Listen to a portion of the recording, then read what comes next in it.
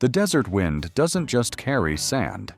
In the desolate silence of Almería, it carries the whispers of men who realized too late that they weren't just filming a movie, but a funeral for the Old West. Sergio Leone's Once Upon a Time in the West stands as a monument of dust and blood, yet behind those iconic squinted eyes and harmonica wails lies a history shrouded in unresolved tension. What really happened when the cameras stopped rolling on the most expensive sandbox ever built? Were these legends running from the changing tide of the industry? Or were they haunted by a watchful presence that even Leone couldn't direct? Tonight, we peel back the cinematic veneer to explore the legendary, the iconic, and the chillingly overlooked truths of a cast that stared into the sun until it went dark. Henry Fonda, the blue-eyed devil's metamorphosis. Before 1968, the name Henry Fonda was synonymous with the unwavering moral compass of the United States. He was the face of the common man in The Grapes of Wrath and the voice of reason in 12 Angry Men. His presence on screen acted as a seal of integrity, a guarantee that justice would prevail. When Sergio Leone reached out to him for his operatic western, Fonda assumed he would be playing the hero. Instead, Leone was inviting him to descend into a darkness that would forever alter his cinematic pedigree. The transformation began the moment Fonda arrived on set. Having read the script, he showed up wearing dark brown contact lenses and a scruffy mustache, assuming he needed to look like a typical grit-covered villain. Leone took one look at him and shook his head. He ordered the actor to remove the lenses and shave. Leone wanted those famous, piercing blue eyes, the eyes that audiences associated with truth and kindness, to be the windows into a soul of pure ice. He wanted the world to see a cold-blooded killer who looked exactly like the man they had trusted for decades. The atmosphere on the Almería set shifted the day they filmed the infamous McBain massacre. As Fonda's character, Frank, steps out from behind the brush after his men have slaughtered a family, a young boy remains standing. The camera zooms into Fonda's face. There was a chilling stillness in the air that morning. Crew members reported a restless energy as the realization set in that Fonda was not playing a misunderstood outlaw, but a monster. He looked down at the child with a watchful presence that felt devoid of any human empathy. The desert heat seemed to drop several degrees in the minds of the observers. The tragic irony was palpable. The man who had spent a lifetime defending the innocent was now standing in the dust, ready to execute a child with a smile that never reached those icy blue eyes. This chapter of Fonda's life was one of quiet, professional pride mixed with a lingering discomfort. He had successfully deconstructed his own myth. He proved that the most terrifying villains are not the ones who look like monsters, but the ones who look like our heroes. He lived with the weight of that subversion for the rest of his career, knowing that for many, the image of the blue-eyed devil in the dust had eclipsed the saintly figure of his youth. But while Fonda was grappling with his inner darkness, another star was fighting a battle against a silence that was far more literal. The heartbreaking silence of Mulock. While Henry Fonda was busy deconstructing his heroic image, a far more visceral and permanent tragedy was unfolding on the outskirts of the production. Mulock was a seasoned character actor, a man with a face carved from granite and eyes that seemed to have seen too much. In the late 60s, he was a staple of the spaghetti western genre, having already appeared in Leone's The Good, the Bad, and the Ugly. For Once Upon a Time in the West, he was cast as one of the 3 gunmen who waited at the train station in the legendary opening sequence. It was a role that required him to embody the very essence of a man waiting for death, but no one realized how literally he would take that direction. The incident occurred in the heat of May 1968 in the small town of Guadix, Spain. Mulock was staying in a local hotel with the rest of the cast and crew. One afternoon, while still wearing his full costume, the long, dusty duster coat and the heavy leather gear that defined the film's aesthetic. Mulock walked to the window of his hotel room and leaped. The fall was fatal, but the horror of the event was compounded by the cold, professional reality of the film industry. According to production accounts, when Sergio Leone witnessed the aftermath, his primary concern was the continuity of the film. He famously urged the crew to recover the costume from Mulock's broken body before the authorities arrived, as they needed the clothes for a stand-in to finish the scene. The atmosphere following the jump was thick with a tragic irony that many on set found impossible to shake. There was a chilling sense of desolation that seemed to seep from the real world into the fictional one. Witnesses spoke of a restless energy that permeated the hotel hallways, a feeling that the production had become a hollow exercise in vanity. The eerie sight of Mulock's replacement wearing the same sweat-stained duster a dead man had just died in cast a long shadow over the opening scene. Every time the wind whistled through the station rafters in that sequence, it felt like a watchful presence was hovering just out of frame, a reminder of the man who gave his final moments to a character who was destined to die anyway. Mulock was a man far from home, struggling with a variety of personal demons and a reported substance abuse problem that had left him isolated from his peers. His unfinished business was left scattered on a Spanish sidewalk, and the heartbreak of his legacy is that he is often remembered not for his talent, but for the chilling coldness of the director who needed his coat more than his life. He became a ghost in a movie about ghosts, a man who stepped off the ledge of reality and into the permanence of a cinematic graveyard. Mulock's tragedy was a sudden scream, but for the film's leading lady, the nightmare was a slow, creeping realization of her own isolation. Claudia Cardinale, the lone queen of the dust. In a sprawling landscape dominated by rugged masculinity and the stench of gunpowder, Claudia Cardinale stood as the solitary pillar of feminine resilience. By 1968, Cardinale was already a goddess of world cinema, having worked with masters like Federico Fellini and Luchino Visconti. She was the personification of Italian beauty, possessing a rare combination of earthy grit and ethereal elegance.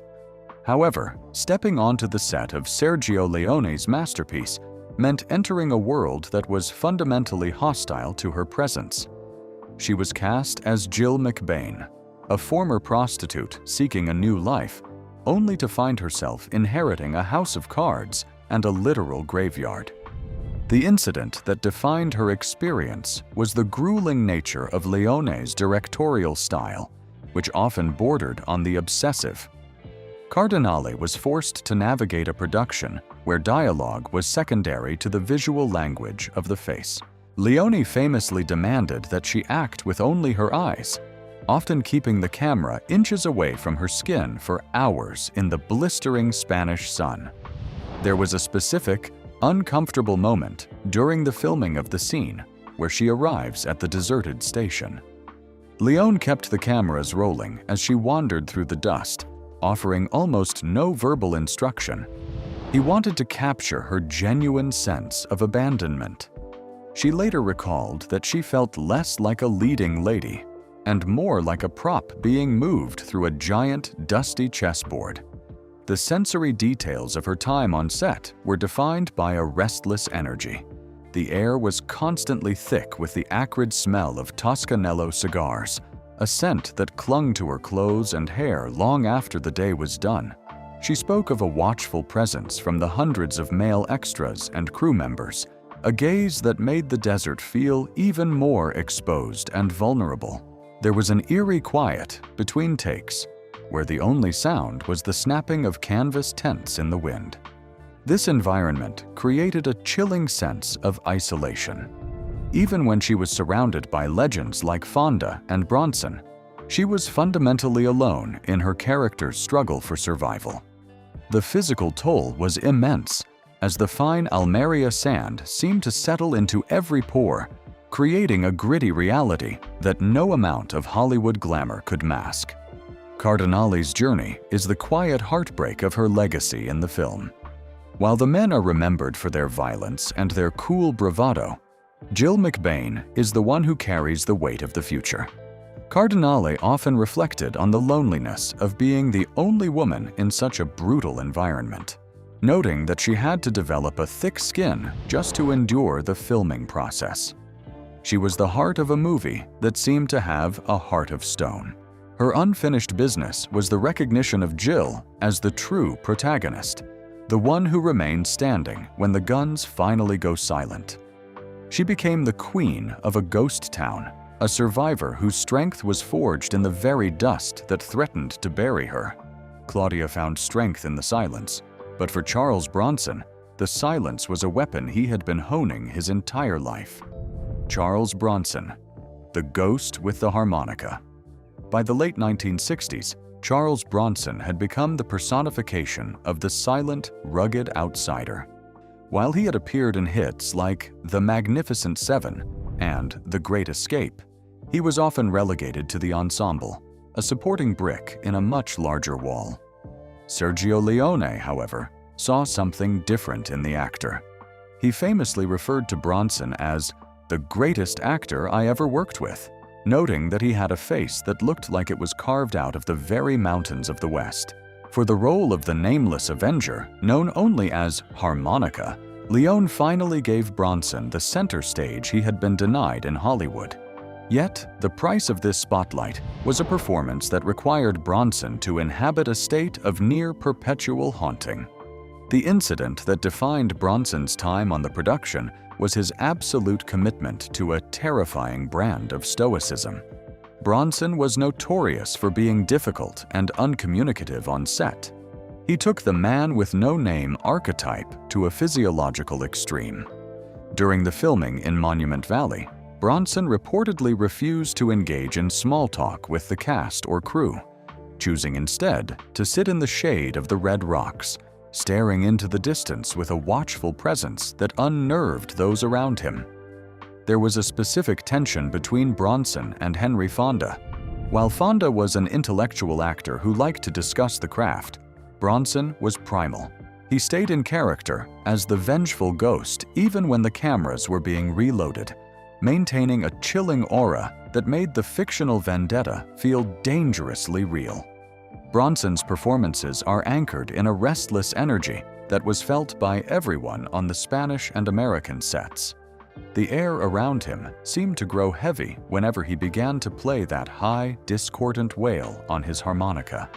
It was an eerie sound that echoed off the canyon walls, sounding less like music and more like a mechanical scream.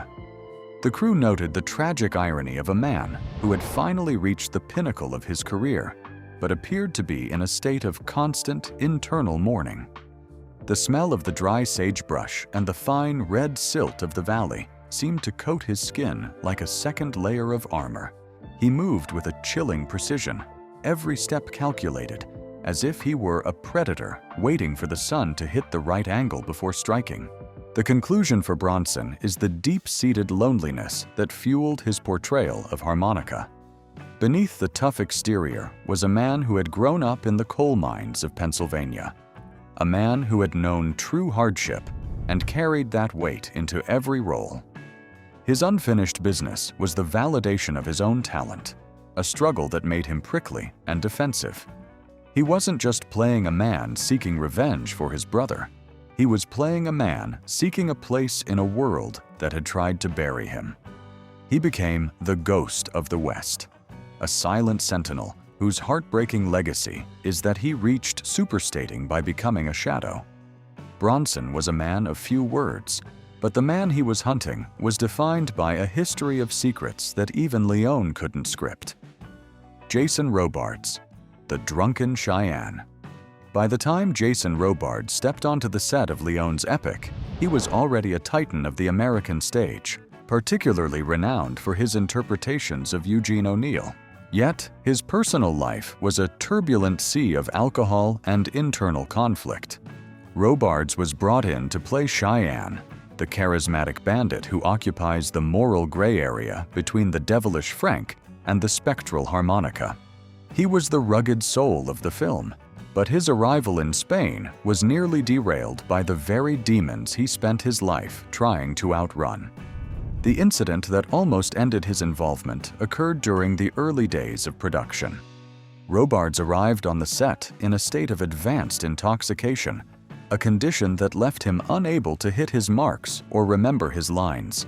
Sergio Leone, a director who demanded absolute precision and clockwork timing, was reportedly furious. He threatened to fire the Broadway legend on the spot, an ultimatum that forced a desperate and sobering realization upon Robards. He knew this was potentially his last chance to cement his legacy in a major international production. The tension between the director and the star created a restless energy that hummed through the crew. Filming Robards often felt like capturing lightning in a bottle. There was an eerie quality to his performance as he portrayed a man who was literally and figuratively running out of time. The sensory details of his presence were unmistakable. The air around him often carried the faint, sharp scent of stale tobacco and the dry heat of the Spanish plains. During the scene where Cheyenne shares a moment of unexpected tenderness with Jill, the cinematic chemistry was underscored by a tragic irony. Robards looked genuinely weathered, his skin like parched earth, embodying a character who was dying of a gunshot wound while he himself was battling a systemic collapse. There was a watchful presence in his eyes, a look of a man who realized that the golden age of his career was setting just like the sun over the Sweetwater Ranch.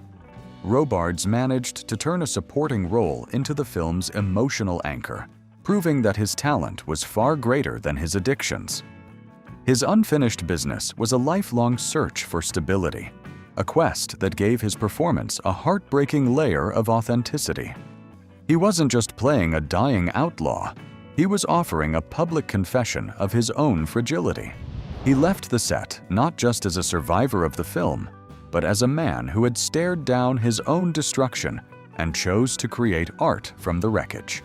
Robards fought his demons in the light of day, but the very landscapes they filmed on held secrets that predated Hollywood itself. The ghost town of Cinecittà. The physical world of Leone's epic was never intended to be a mere backdrop. It was built to be a living, breathing participant in the tragedy. While much of the film was shot in the rugged terrain of Almería, Spain, the massive, intricate interiors and the sprawling Sweetwater Ranch were products of the legendary Cinecittà studios and the high deserts of Spain. The construction was an exercise in absolute realism, with Leone insisting on authentic materials that would age and weather under the sun. However, as the buildings rose from the dust, a strange phenomenon began to take hold. The sets seemed to acquire a soul of their own, one that many found deeply unsettling. Local Spanish extras and crew members who worked on the Sweetwater location reportedly developed a visceral aversion to the site after the sun dipped below the horizon. There was an eerie quality to the way the wind moved through the timber frames of the unfinished station. Witnesses described unexplainable phenomena that defied the logic of a film set. Tools would disappear from locked chests, only to reappear in the middle of a dusty road. There were frequent reports of cold spots in the middle of the sweltering desert heat, particularly near the area where the McBain family massacre was filmed. It was as if the simulated violence had left a psychic residue on the land itself. The sensory experience of being on that set was defined by a watchful presence that many actors found difficult to ignore. The wood of the buildings wasn't just weathered. It was often salvaged from old structures, bringing a history of its own to the production. The scent of pine and linseed oil mixed with the alkaline dust, creating a heavy, stagnant air that felt like it belonged to a different century. There was a restless energy during the night shoots, where the flickering lanterns cast long, distorted shadows that seemed to move independently of the light source.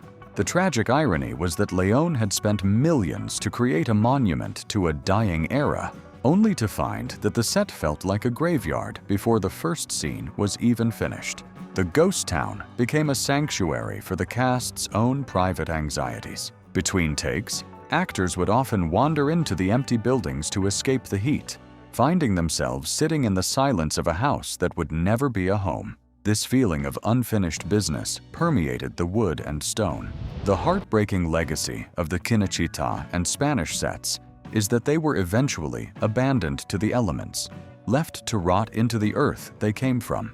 They stand as skeletal reminders that in the quest for cinematic immortality, Leone created a place where the line between the living and the dead became as thin as a desert breeze. If the buildings were haunted, it was nothing compared to the phantom melodies that began to play before a single scene was even shot. Ennio Morricone, the maestro of the macabre. The sonic landscape of Once Upon a Time in the West was not a post-production afterthought. It was the very blueprint of the film. By 1968, Ennio Morricone was already a household name for his whistle and whip-crack soundtracks, but with this project, he and Sergio Leone pushed the boundaries of avant-garde cinema. Morricone composed the entire score before a single frame was shot, allowing the music to dictate the pace, the movement, and the very soul of the characters. Leone, in a move that was both brilliant and maddening for the crew, insisted on playing these recordings at full volume on the set during filming. The incident that truly illustrates this musical haunting occurred during the filming of the McBain funeral and Jill's arrival. Leone used the music as a conductor's baton for his actors, as the ethereal, wordless vocals of soprano Etta Delorso soared through the speakers. The actors were instructed to move in sync with the rhythm. This wasn't just background noise, it was a psychological weight. Sergio Donati, one of the film's writers, recalled a sunset in Almería where the music played so movingly during a scene of mourning that even the toughest grips on the crew were reduced to tears. You can hear the haunting, operatic power of Jill's theme here, which served as the heartbeat for Claudia Cardinale's performance. The sensory details of the production were transformed by this constant auditory presence. There was a restless energy on set because the music was often slower and more stately than the frantic action of typical westerns. It ground the nerves of the cast, forcing them into a state of excruciatingly slow tension. The air felt charged with a watchful presence as the high, distorted notes of the harmonica, cupped by hands over a microphone to sound more sinister, echoed against the Spanish hills. This eerie, mechanical scream wasn't just a sound effect, it was a chilling declaration of death.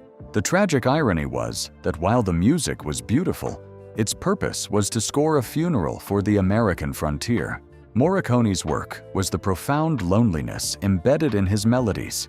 He didn't just score scenes, he scored the insides of the characters, capturing their solitude and their unspoken grief. His unfinished business was the bridge between the silent era and the modern spectacle, proving that music could be the strongest dialogue in a script.